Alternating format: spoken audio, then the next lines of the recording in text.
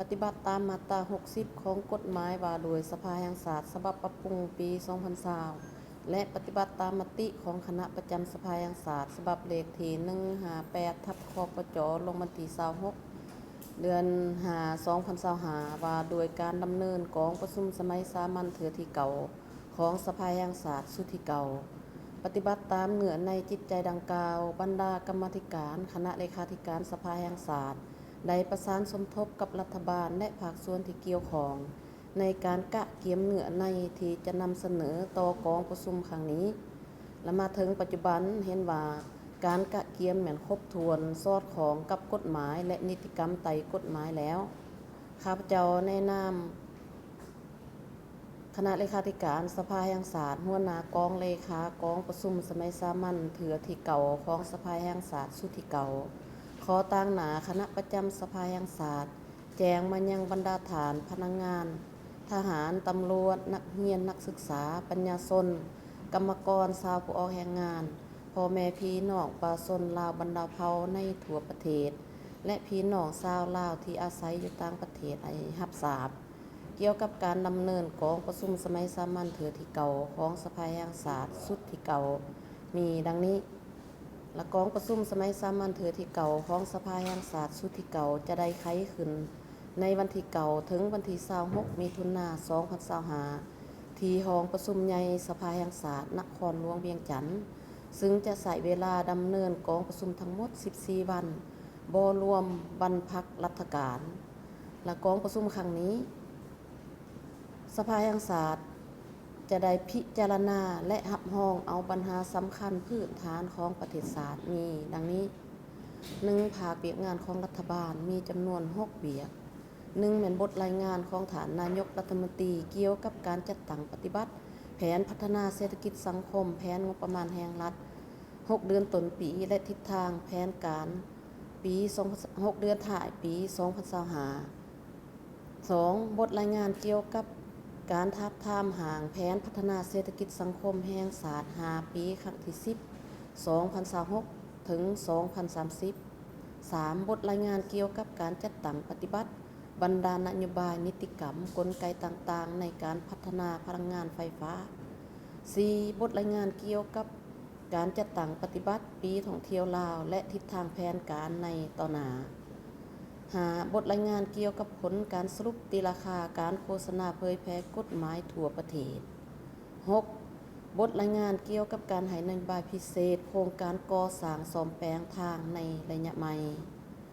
2. ภาคเวียกงานสร้างและปรับปรุงกฎหมายมีจำนวน10ฉบับคือหางกฎหมายสร้างใหม่มีอยู่5ฉบับ 1. กฎหมายว่าด้วยความปลอดภัยไซเบอร์ 2. กฎหมายว่าด้วยสังคมสงเคราะห์ 3. กฎหมายว่าด้วยพนักงานอัยการประชาชน 4. กฎหมายว่าด้วยสามัญศึกษา 5. กฎหมายว่าด้วยการปลูกฝังหางกฎหมายว่าด้วยการปรับปรุงมีอยู่5ฉบับคือ 1. กฎหมายว่าด้วยยาและผลิตภัณฑ์การแพทย์ 2. กฎหมายว่าด้วยองค์กรใดๆ 3. กฎหมายว่าด้วยป้าย 4. กฎหมายว่าด้วยศาลประชาชน 5. กฎหมายว่าด้วยชนรับประทาน 3. ภาคเวียกงานของสภาแห่งชาติมีจำนวน2บทคือ 1. แม่นบทรายงานเกี่ยวกับการจัดตั้งปฏิบัติแผนการเคลื่อนไหวเวียกงานแต่กองประชุมสมัยสามัญเทื่อที่8 5 เทื่อที่เก่าและทิศทางแผนการหอดกองประชุมสมัยสามัญเทื่อที่10ของสภาแห่งชาติสุดที่เก่า 2. บทรายงานเกี่ยวกับการทาบทามหางแผนการสร้างและปรับปรุงกฎหมาย5 ปี 2026-2030 ของสภาแห่งชาติสุดที่10 4. กองประชุมครั้งนี้พวกเราจะได้พิจารณาและออกเป็นมติกองประชุมสภาแห่งชาติมีอยู่จำนวน17ฉบับคือมติรับรองเอาเวียกงานของรัฐบาลมีอยู่6ฉบับมีดังนี้ 1. แม่นมติว่าโดยการรับรองเอาบทรายงานการจัดตั้งปฏิบัติแผนพัฒนาเศรษฐกิจสังคม6 เดือนต้นปี 2025 และแผนการ6 เดือนท้ายปี 2025 2. มติว่าโดยการรับรองเอาบทรายงานการจัดตั้งปฏิบัติแผนงบประมาณแห่งรัฐและแผนเงินตรา6 เดือนต้นปี 2025 และแผนการ6 เดือนท้ายปี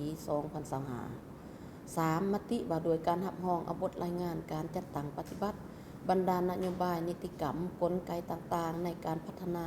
พลังงานไฟฟ้า 4. มติว่าโดยการรับรองเอาบทรายงานการจัดตั้งปฏิบัติปีท่องเที่ยวลาวและทิศทางแผนการในต่อหน้า 5. มติว่าโดยการรับรองเอาบทรายงานเกี่ยวกับผลการสรุปตีราคาการโฆษณาเผยแพร่กฎหมายทั่วประเทศ 6. มติว่าโดยการรับรองเอาบทรายงานการให้นโยบายพิเศษโครงการก่อสร้าง2แปลงทางในระยะใหม่ 2. มติรับรองเวียกงานของสภาแห่งชาติมีจำนวน1ฉบับคือ มติว่าโดยการรับรองเอาบทรายงานการจัดตั้งปฏิบัติแผนการเคลื่อนไหวเวียกงานแต่กองประชุมสมัยสามัญเถือที่8หาเถือที่เก่าและทิศทางแผนการหอดกองประชุมสมัยสามัญเถือที่10ของสภาแห่งชาติสุดที่เก่า 3. มติว่าโดยการรับรองเอากฎหมายมีอยู่จำนวน10ฉบับอีกถึงหนึ่งในนามต่างหน้าให้คณะประจำสภาแห่งชาติข้าพเจ้าขอเชิญชวนบรรดาฐานพนักงานรัฐกรทหารตำรวจนักเรียนนักศึกษาปัญญาชนกรรมกรชาวผู้ออกแรงงานตลอดหอดพ่อแม่พี่น้องประชาชนลาวบรรดาเผ่าทุกสัตว์คนในทั่วประเทศและพี่น้องชาวลาวที่อาศัยอยู่ต่างประเทศ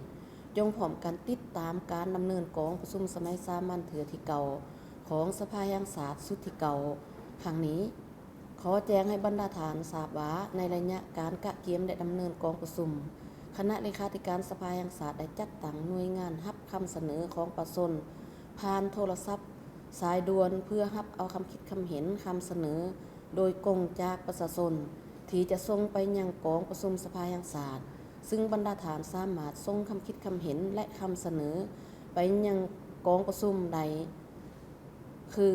เบอร์โทรศัพท์สายด่วน156ในโมงราชการ